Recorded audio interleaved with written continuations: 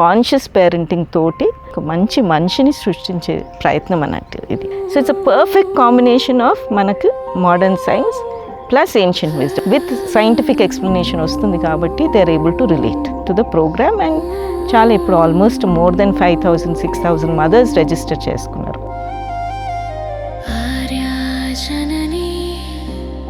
విచారా పవిత్ర గర్భేవ ప్రారభతే జీవనం నా శబ్దా భావయేవ మంత్రః మాతాయేవ ప్రథమ గురు సత్యః. గత జన్మలలో వాళ్ళకి డెఫినెట్గా వాళ్ళ సంస్కారాలు ఉంటాయి.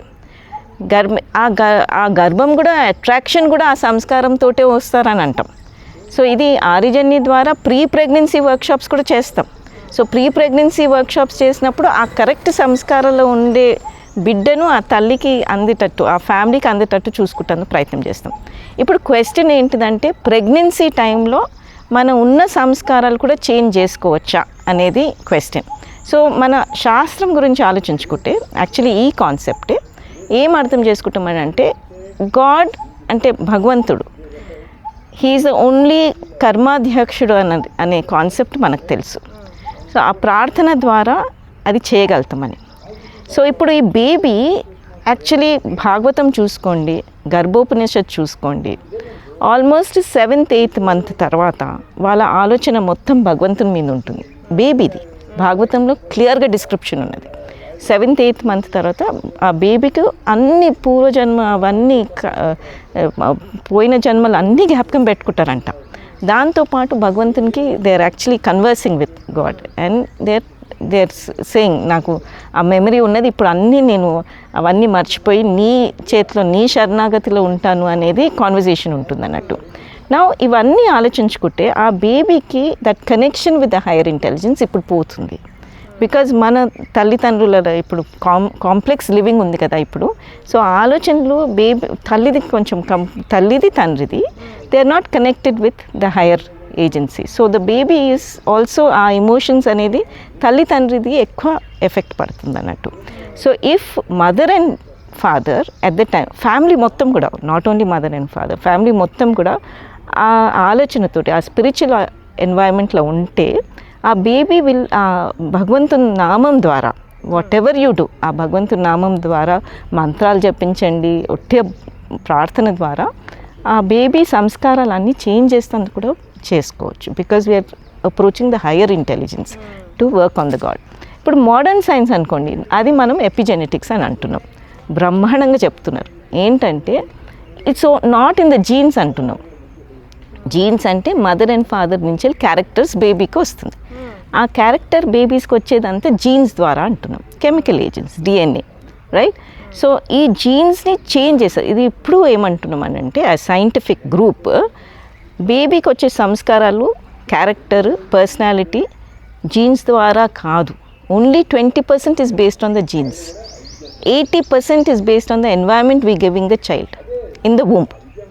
దీన్ని మనం ఎపిజెనెటిక్స్ అంటున్నాం. జీన్స్ని కూడా చేంజ్ చేసుకోవచ్చు. సో ఇక్కడ మనం రిలేట్ చేయాలంటే ప్రహ్లాదుని స్టోరీ ఇక్కడ వస్తుంది అన్నట్టు. ప్రహ్లాదుని పేరెంట్స్ ఎవరు? రాక్షసులు.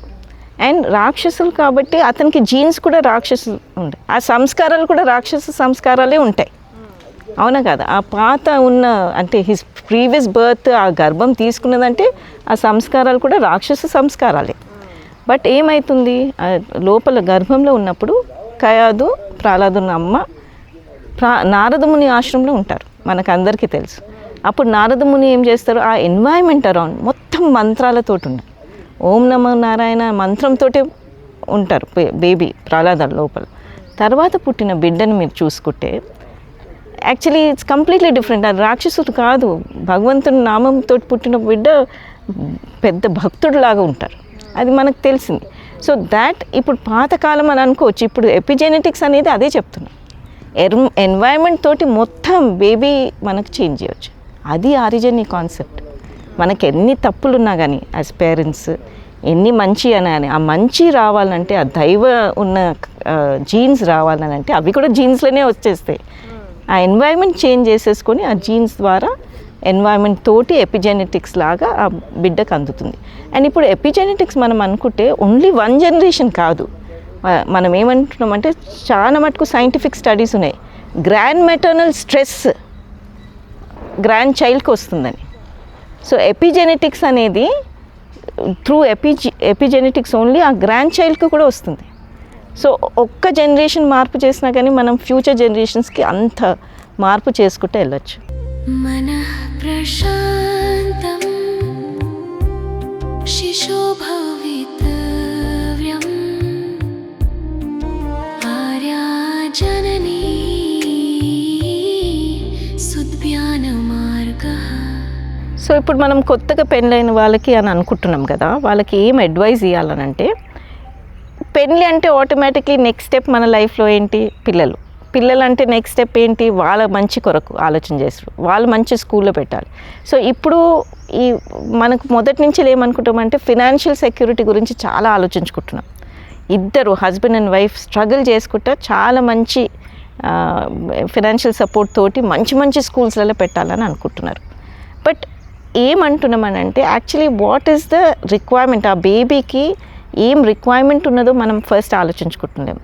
ఏంటిదంటే ఆ ప్రెగ్నెన్సీ కన్నా ముందు నుంచి ఇప్పుడు మీరు ఇప్పుడే పెళ్లి చేసుకుంటున్నారు. సో నెక్స్ట్ స్టెప్ పిల్లలు కావాలని అనుకుంటాను. మేమంటాం ఏంటంటే పిల్లలు కావాలనే ఆలోచన వచ్చినప్పుడే మీరు ఒక పేరెంట్ అయిపోయారన్నట్టు. ఆ బిడ్డకు మంచి కొరకు ఆలోచించుకున్నప్పుడు ఇప్పుడు వర్క్షాప్స్లో కూడా ఆలోచించుకుంటే పేరెంట్స్ అంటారు అన్నట్టు, నాకు ఈ మంచి బిడ్డ కావాలి, మంచి ఆరోగ్యమే కాదు, మంచి తెలివితేటలే కాదు, మంచి వ్యక్తిత్వం కావాలనుకుంటాం. ఆ వ్యక్తిత్వం కావాలంటే ఈ స్కూల్స్లలో మనకు డెవలప్మెంట్ కాదు. ఆ మనస్తత్వం అనేది డెవలప్ చేసుకోవాలనంటే రైట్ ఫ్రమ్ కన్సెప్షన్ నుంచి మనం ఇవన్నీ ఆరిజన్ని కాన్సెప్ట్, గర్భ సంస్కార కాన్సెప్ట్స్ ఇవన్నీ చూసుకొని ఉంటేనే ఆ బేబీకి మంచి డెవలప్మెంట్ అనేది, క్యారెక్టర్ బిల్డింగ్ అనేది అక్కడ అవుతుంది. క్యారెక్టర్ బిల్డింగ్ చేసేసుకున్నాక మీరు ఏ స్కూల్ అన్నా పెట్టండి.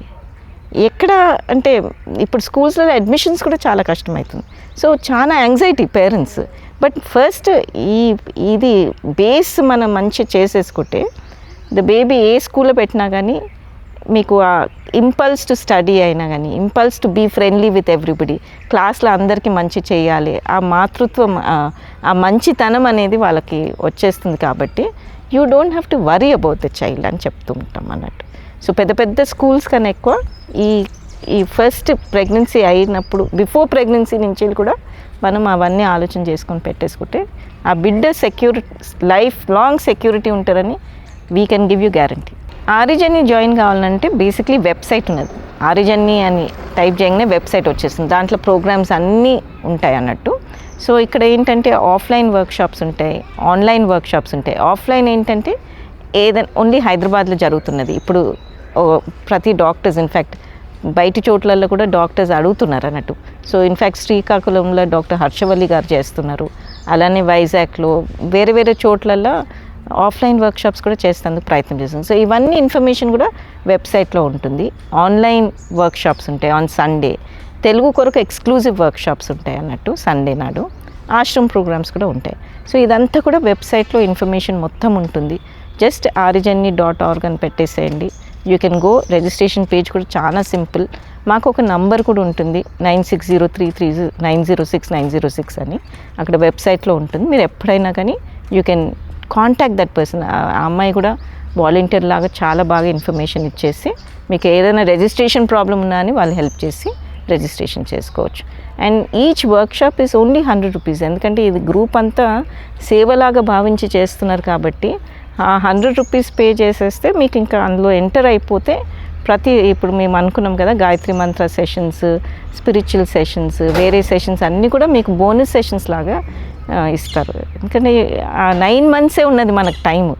సో ఆ 9 monthsలో మొత్తం మనం చేసుకోవాలి కాబట్టి ఇవన్నీ ఆఫర్ చేస్తారు అన్నట్టు ఆరిజన్ని.